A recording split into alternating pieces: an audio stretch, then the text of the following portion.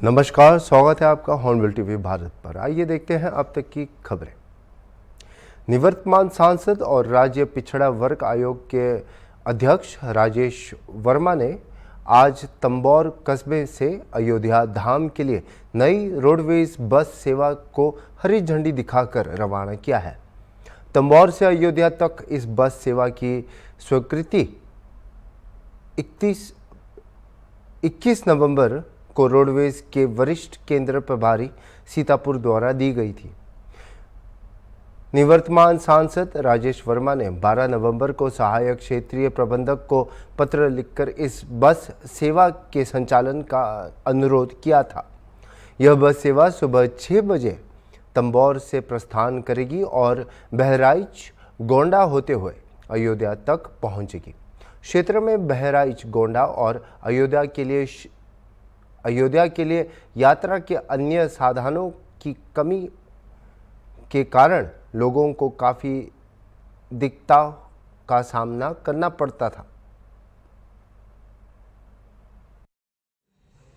आज से अयोध्या के लिए बस शुरू हुई है, इसका क्या स्थानीय लोगों को लाभ मिलेगा? अयोध्या के लिए तंबौर से ग्रामीण क्षेत्र से बस की बड़ी पुरानी डिमांड थी। जब से भगवान राम की स्थापना हुई वहाँ पे, तब से बराबर क्षेत्र की डिमांड थी। तो मैंने ARM सीतापुर से बात की और उनसे मैंने कहा कि तत्काल बस की एक व्यवस्था कराइए। तो अभी आज हमने सुबह 7 बजे बस को हरी झंडी दिखा के रवाना किया है और ग्रामीण क्षेत्र में बहुत खुशी की लहर है। और आज ही हमारे गांधी क्षेत्र से काफ़ी सवारियाँ निकली हैं, तंबौर से रेउसा, रेउसा से चालारी घाट, चालारी घाट से बहराइच गोंडा होते हुए अयोध्या। तो इससे परिवहन निगम की बस को लाभ भी होगा और क्षेत्रवासियों को भी बड़ा लाभ होने वाला है। हम बहुत प्रसन्न हैं कि गांधी क्षेत्र में एक बड़ी सौगात मिली है। दूसरा आपको बताना चाहता हूं कि मैंने एक दूसरी बस सीतापुर से खाटू श्याम राजस्थान के लिए भी डिमांड की है और बहुत जल्दी खाटू श्याम के लिए भी सीतापुर से डायरेक्ट बस जाएगी और जब जाएगी तब हम जनता को सूचित करेंगे। उत्तर प्रदेश में 20 नवंबर को 9 सीटों पर हुए मतदान के नतीजे कल घोषित होंगे। भाजपा ने जीत को लेकर उत्साह जताया है और कैबिनेट बैठक से पहले मंत्री अनिल राजभर ने कहा कि 2024 चुनाव में इंडिया गठबंधन का फैलाया भ्रम टूट जाएगा। और उन्होंने कहा कि जनता भाजपा के साथ मजबूती से खड़ी है। समाजवादी पार्टी प्रमुख अखिलेश यादव के आरोपों पर प्रतिक्रिया देते हुए राजभर ने कहा कि हार के डर से वह बेबुनियाद आरोप लगा रहे हैं। जो है काफी कुछ कह रहे हैं, क्या कहना चाहेंगे सर? थोड़ा नीचे, कोई नई बात तो है नहीं। थोड़ा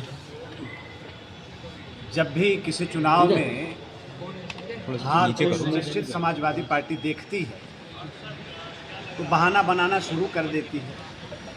उनके नेता भी वही करते हैं कि जब परिणाम आएगा हम हारेंगे तो हमको कहना क्या है। तो उसी की भूमिका ये है जो तमाम प्रकार के आरोप लग रहे हैं। तो वो भूमिका बना रहे हैं कि परिणाम के बाद उनको कहना क्या है। मैं तो 1 महीना से ज़्यादा मिर्ज़ापुर रह के आया हूँ और उनके लोकसभा में जो उन लोगों ने नारे गढ़े, जो जनता को गुमराह किया, मैं समझता हूं कि जनता ने लोकसभा चुनाव से सबक लिया है और पूरी चट्टान की तरह भारतीय जनता पार्टी के साथ जनता खड़ी हो गई। भाजपा के जो भी उम्मीदवार चुनाव में हैं बड़े अंतर से चुनाव जीतेंगे, ये सुनिश्चित है। अब प्रतिपक्ष को कुछ न कुछ कहना है। ये गुंडई की भाषा, सीधे अधिकारियों को धमकाना, चुनाव आयोग को कटघरे में खड़ा करना, ये कोई नई बात तो है नहीं। आज पूरा प्रदेश शर्मसार है। पूरे देश में कैसा संदेश गया है करहल की घटना से, ये भी किसी से छुपा नहीं है। एक दलित की बेटी का गुनाह क्या था? सिर्फ यही तो था कि हम भाजपा को वोट देंगे और उसकी इतनी बड़ी सजा। तो समाजवादी पार्टी का स्वभाव और प्रकृति क्या है, उसी का एक नज़ारा करहल में देखने को हम लोगों को मिला है। और पूरा प्रदेश इस बात से बहुत पहले से परिचित है, जानता है। उत्तर प्रदेश के उप मुख्यमंत्री केशव प्रसाद मौर्य ने यूपी की 9 विधानसभा सीटों पर भाजपा की जीत का दावा किया है। उन्होंने कहा कि भाजपा झारखंड और महाराष्ट्र में भी सरकार बनाएगी। सपा और कांग्रेस पर निशाना साधते हुए मौर्य ने कहा कि करहल की घटना ने सपा के पीडीए की सच्चाई उजागर कर दी है। राहुल गांधी पर टिप्पणी करते हुए उन्होंने आरोप लगाया कि वह पीएम पर व्यक्तिगत हमले करते हुए देश को बदनाम करने से भी नहीं चकते। झारखंड और महाराष्ट्र विधानसभा चुनाव के भी नतीजे आने और नतीजे उत्तर प्रदेश में भारतीय जनता पार्टी गठबंधन 9 की 9 सीटें जीते तो कोई आप आश्चर्य मत करिएगा। और श्री अखिलेश यादव जी जो बिलबिला रहे हैं उसके पीछे कारण यह है कि उनकी साइकिल पंचर हो चुकी है। और दूसरा, झारखंड और महाराष्ट्र में भारतीय जनता पार्टी गठबंधन भारी अंतर से चुनाव जीत रहा है। आप सब लोगों ने भी अपने एग्जिट पोल में दिखाया है, लेकिन मैं उसका स्वागत करते हुए ये कहूँगा कि एग्जिट पोल में जो आपने भारतीय जनता पार्टी गठबंधन के पक्ष में नंबर दिखाए, उससे भी अच्छे नंबर कल मतगणना के बाद आएंगे। और झारखंड और महाराष्ट्र में भाजपा गठबंधन की सरकार बनेगी और उत्तर प्रदेश में साइकिल पंचर होगा। श्री अखिलेश यादव जी 2014 के जब लोकसभा चुनाव थे उस समय हम लोग लोकसभा में जुड़ करके कई लोग गए थे, विधानसभा के उपचुनाव हुए थे। आप लोगों के पास उस समय के निश्चित तौर से वीडियोज होंगे और श्री अखिलेश यादव जी और उनकी जो पूरी मंडली है वह भी अपने कार्यकाल को याद करें। भारतीय जनता पार्टी की सरकार में मैं यह मानता हूं कि कहीं पर भी चुनाव आयोग के निर्देशों के विरुद्ध कोई कार्य नहीं हुआ है। जब समाजवादी पार्टी हारने की स्थिति में होती है तो हारने से पहले चुनाव की स्क्रिप्ट तैयार करते हैं लोग कि जब परिणाम उनके विरुद्ध आएंगे तो वह क्या बोलेंगे। अगर चुनाव में जीत जाएं तो भाजपा का माहौल खराब है और हार जाएं तो ईवीएम खराब है। तो यह तो इनका फैशन है लगातार इस प्रकार की बयानबाजी करने का। लेकिन श्री अखिलेश यादव जी तो मैं इतना ही कहूँगा कि वह और उनकी पार्टी के जितने भी नेता हैं बस दुष्प्रचार करना बंद करें, फर्जी आरोप लगाना बंद करें। गुंडे, अपराधी, माफिया, बलात्कारी, हत्या करने वाले तो उनकी पार्टी में मैनपुरी के अंदर करहल में क्या हुआ? एक दलित की बेटी केवल भाजपा को वोट देगी इसके कारण से उसके साथ क्या घटना हुई, उसकी हत्या हुई, इस पर जवाब दे। फर्जी पीडीए पर जवाब दे। परिवार डेवलपमेंट एजेंसी चला रहे हैं और पुष्टिकरण की इतनी सीमा रेखा को पार करना चाहिए कि हमारे लिए प्रदेश की 25 करोड़ जनता जैसे हिंदू हैं वैसे मुसलमान हैं। वो तो समाजवादी पार्टी लगातार के मुस्लिमों को वोट नहीं देने दिया। लगता है जैसे वो समाजवादी पार्टी नहीं, बंसल पार्टी आईडी थोड़ी सी साइड। उत्तर प्रदेश सरकार के संसदीय कार्य मंत्री सुरेश खन्ना ने समाजवादी पार्टी पर निशाना साधते हुए कहा कि वो सभी 9 सीटें हार रही हैं। ऐसे में कोई न कोई मुद्दे की तलाश में मनगढ़ंत आरोप लगा रहे हैं। ये आर्गुमेंट को पहले से तैयार रखते हैं कि जब वो हारेंगे तो क्या कहेंगे। अरे यार माइक सही करो साहब, माइक सही। अरे उनके चाचा जी ने ट्वीट किया वो देखा, प्रोफेसर साहब ने जो ट्वीट किया वो देखा। सर दोबारा से चुनाव कराने की मांग कर रहे हैं। चुनाव रद्द हो और दोबारा चुनाव रद्द करने की मांग कौन करता है? जो बताइए सर, आप बताइए। चुनाव रद्द होने की मांग कौन करता है? कौन करता है सर? जो खुद बेईमान। चुनाव रद्द करने की मांग वही करता है जिसको इस बात चोट लग जाए तो वो पहले से फेस सेविंग करता है कि जनता के सामने कहेंगे क्या। इतना उन्होंने शगुफा छेड़ा, कितना जनता को भ्रमित करने का काम किया, लेकिन जनता भ्रमित हुई। सुप्रीम कोर्ट ने ज्ञानवापी मामले में हिंदू पक्ष की याचिका पर मुस्लिम पक्ष अंजुमन इंतजामिया मस्जिद कमेटी को नोटिस जारी किया है और 2 हफ्तों में जवाब मांगे हैं। हिंदू पक्ष ने वजूखाने के खिलबंद क्षेत्र में एएसआई सर्वे की मांग की है, जहां शिवलिंग जैसी संरचना मिलने का दावा किया गया है। हिंदू पक्ष का तर्क है ज्ञानवापी परिसर के अन्य हिस्सों की तरह इस क्षेत्र का सर्वे भी जरूरी है, जिससे मंदिर की मौजूदगी के और सबूत मिल सके। यह स्थान सुप्रीम कोर्ट के 2022 के आदेश के तहत फिलहाल सील है, जिसे हटाने की भी मांग की गई है। मामले की अगली सुनवाई 17 दिसंबर को होगी, जिसमें हिंदू और मुस्लिम पक्ष की अन्य याचिकाओं पर भी चर्चा होगी। आज ज्ञानवापी मामले में क्या हुआ? आज ज्ञानव्यापी मामले में ऑनरेबल सुप्रीम कोर्ट में सुनवाई थी और आज जो एप्लीकेशन लगी हुई थी वो वजू टैंक एरिया, जिसे सील्ड एरिया कहा जाता है, उसके एएसआई सर्वेक्षण की मांग थी। आज वो वाली एप्लीकेशन लगी थी और कोर्ट ने आज दोनों पक्षों को सुनने के बाद उसमें नोटिस जारी किया है और अंजुमन इंतजामिया से 2 हफ्ते के अंदर अपना जवाब दाखिल करने के लिए कहा है। और कोर्ट ने ये भी कहा है कि इसमें जो बाकी अन्य एसएलपी हैं उसका एक चार्ट देके अदर साइड को भी सर्व कर से एग्रीएबल क्या क्या एसएलपीज लगनी है वो सारी भी फिर अगली डेट 17 दिसंबर को है, उसमें लगाई जाएगी। यानी कि 17 दिसंबर की सुनवाई में सारे मामले जो सुप्रीम कोर्ट में पेंडिंग है सब पर एक साथ सुनवाई होगी? सब पे एक साथ सुनवाई होगी और उस समय ऑर्डर डिसाइड होगा कि किस ऑर्डर में सबसे पहले सुनवाई होनी है। जो अंजुमन इंतजामिया के वकील था उनका ये कहना था कि सबसे पहले 7-11 की जो उनकी एसएलपी है उसको पहले सुना जाए, जिसमें प्लेसेस ऑफ वर्शिप एक्ट का इशू इन्वॉल्व है। तो उन्होंने कोर्ट ने यही कहा दोनों पक्षों को सुनने के बाद कि उस दिन हम डिसाइड करेंगे कि किस ऑर्डर में सुनवाई होनी है, पर जो जो एसएलपी लिस्ट करना चाहते हैं उसका एक चार्ट बना के ऑनरेबल कोर्ट को प्रोवाइड करें और उस आधार पर वो सारी एसएलपी और सारी आईएस अगली तारीख पे 17 दिसंबर को लिस्ट होंगी। और आज जो एप्लीकेशन लिस्टेड थी वो थी वजू टैंक एरिया, जहां पे शिवलिंग और फाउंटेन की इशू है, उसमें एएसआई सर्वे को लेके, और उसमें कोर्ट ने अंजुमन इंतजामिया को और बाकी पक्षकारों को नोटिस जारी किया और 2 हफ्ते के अंदर जवाब मांगा। तो एएसआई सर्वे के पहले उसे डीसील करने का भी आदेश कोर्ट को देना होगा? बिल्कुल, उसकी भी हमने मांग की है कि जो सुप्रीम कोर्ट का ऑर्डर है 11 नवंबर का, उसको मॉडिफाई किया जाए और उस मॉडिफिकेशन की भी याचिका जो एप्लीकेशन है वो उसके साथ ही लगी थी, इसी में ही प्रेयर थी। तो उन दोनों मुद्दों पे आज माननीय न्यायालय ने अंजुमन इंतजामिया से जवाब मांगा। अच्छा, वो जो निचली अदालत से हाई कोर्ट ट्रांसफर करने वाला था उसके लिए आज वो वाली याचिका कोर्ट के सामने नहीं लगी थी, तो अगली तारीख पे वो वाली याचिका भी माननीय न्यायालय के सामने लगी। लौटते हैं एक छोटे से ब्रेक के बाद। ब्रेक के बाद आपका स्वागत है। आइए देखते हैं आगे की खबरें।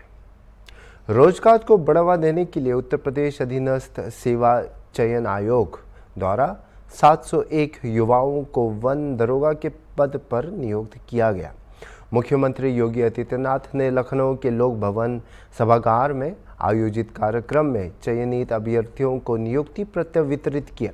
इस कार्यक्रम में वन मंत्री डॉक्टर अरुण सक्सेना और वरिष्ठ अधिकारी केपी मलिक समेत कई गणमान्य लोग मौजूद रहे। पारदर्शिता के प्रति सरकार की प्रतिबद्धता पर प्रकाश डालते हुए सीएम योगी ने कहा कि 2017 से पहले उत्तर प्रदेश में सरकारी नौकरियों का आवंटन अक्सर बोली और रिश्वत जैसे भ्रष्ट तरीकों से होता था। हालांकि उनके प्रशासन में योग्यता आधारित और पारदर्शी चयन सुनिश्चित करने के लिए भर्ती में सुधार किया गया है।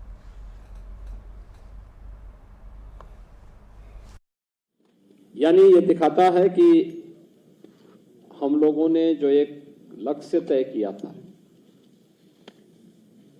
कि 20% भर्ती महिलाओं की होनी चाहिए, लगभग उसके आसपास हम लोग इस भर्ती को उसके साथ जोड़ने में सफलता में प्राप्त हो रही है।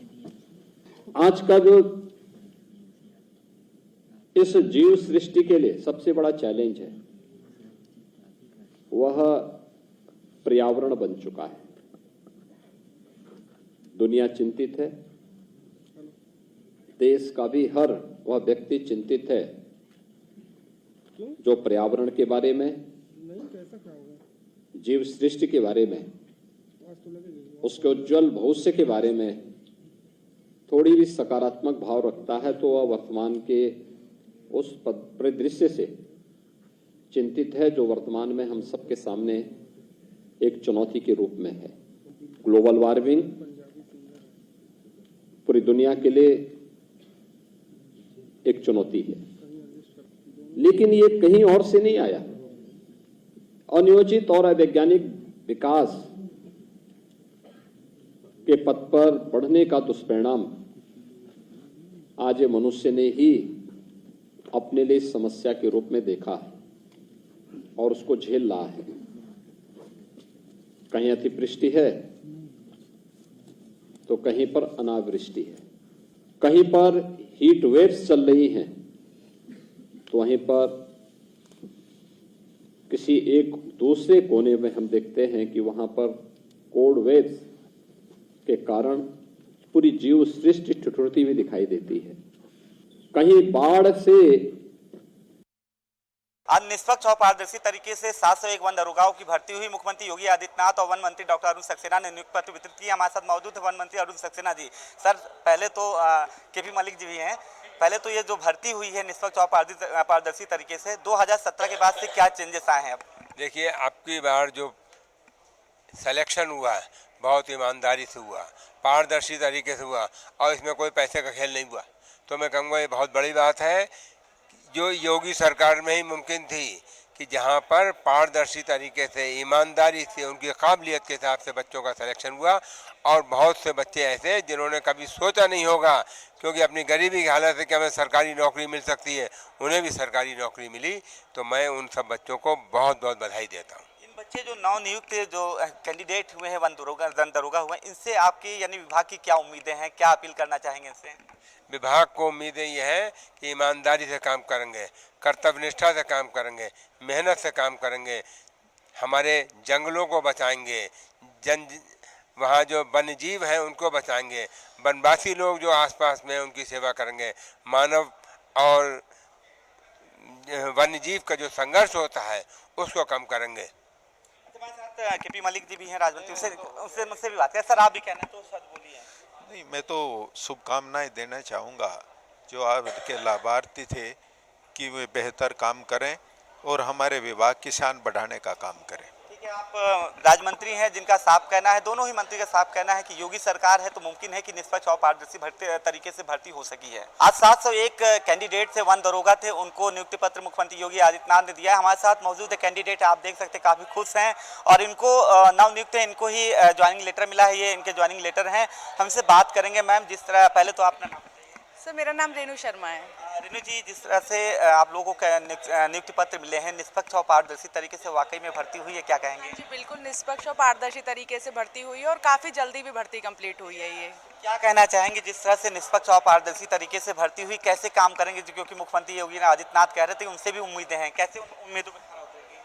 बिल्कुल सर, उम्मीदों पे खरा उतरने की कोशिश करेंगे क्योंकि अब इतने निष्पक्ष तरीके से भर्ती कंप्लीट हुई है तो हम लोगों की भी पूरी मतलब हम लोगों का भी सहयोग रहेगा कि हम जिस तरीके से अपने पर्यावरण को और उचित बना सकें, पर्यावरण को और अच्छा बना सके। और कैंडिडेट क्या नाम? मैम, प्रतीक्षा गौड़ नाम है मेरा, चंडीगढ़ से बिलोंग करती हूँ मैं। अच्छा जी, क्या कहना चाहेंगे जिस तरह से आप लोगों को भर्ती हुई निष्पक्ष और पारदर्शी तरीके से, क्या वाकई में लगता है क्रेडिबिलिटी यानी योग्यता के आधार पर?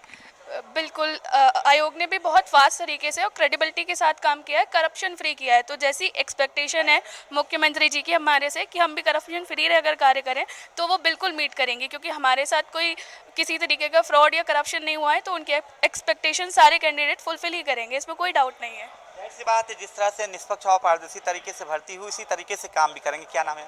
सर, मेरा नाम शुभम मिश्रा है, मैं रायबरेली जिले से हूँ। शुभम जी, क्या कहना चाहोगे? सर भर्ती लेटर मिला, सर ज्वाइनिंग लेटर मिला सर, बहुत खुशी है। पर मुख्यमंत्री जी के नेतृत्व में भर्ती एकदम सुचितापूर्ण, साफ सुथरी और निष्पक्ष हुई है, किसी के साथ कोई भेदभाव नहीं है। पूरे प्रदेश के लड़के, पूरे प्रदेश के हर जिले के लड़के सिलेक्ट हुए हैं इस भर्ती में, सभी लोग बहुत प्रसन्न हैं, हर कोई खुश है सर। और भी कैंडिडेट हैं, हम उनसे बात करेंगे कि कैसे वो जो है लोग। भाई, क्या नाम है आपका? मेरा नाम रोशन पाल है। क्या कहना चाहेंगे जो आज कैंडिडेट? ये अभी सारे कैंडिडेटों को देख रहे होंगे, बड़ी सबके चेहरे पे खुशी झलक रही है और पारदर्शिता तो इसमें है। जो भी कैंडिडेट हुआ है, कहीं ऐसी न्यूज़ नहीं मिली जिसके बारे में मुझे बोला जाए कि ये भर्ती में थोड़ी बहुत ऊंच नीच हुई है। जो भी कैंडिडेट जल्दी भर्ती, हाँ भर्ती तो जल्दी नहीं बोल सकते, 2 साल तो हो ही गया, तो जल्दी तो कहना मतलब उतना उचित नहीं होगा। बट हाँ, और यूपीएससी टीपीएससी की और सारी भर्तियों को देखा जाता है, इसके मामले में ये थोड़ी जल्दी हुई है भर्ती। और भर्ती भले थोड़ी बहुत ऊपर नीचे हुई है बट पारदर्शिता के मामले में भर्ती एक है, तो सभी बच्चे इसमें बहुत खुश हैं और मज़ा भी आ रहा है कि चलिए बिना योग्यता के आधार पर सभी बच्चे यहाँ खड़े हुए हैं। बात है, योग्यता के आधार पर भर्ती मिली है और चेहरे पे खुशी इनकी साफ झलक रही थी और साथ में इनका साफ कहना है जिस तरह से निष्पक्ष और पारदर्शी तरीके से इनकी भर्ती हुई है उसी निष्पक्ष और पारदर्शी तरीके से विभाग में वो काम भी करेंगे। वीडियो जर्नलिस्ट विजय के साथ अनूप चौधरी, हॉर्नबिल टीवी, लखनऊ। छत्तीसगढ़ मछुआरा संघ ने गुरुवार को बिलासपुर कलेक्टर को ज्ञापन सौंपा, जिसमें मछुआरा संघ को अनुसूचित जनजाति श्रेणी में शामिल करने की मांग की गई। बड़ी संख्या में पहुंचे लोगों ने अपनी सामाजिक, आर्थिक और शैक्षिक पिछड़ेपन का हवाला देते हुए आरक्षण की ज़रूरत बताई।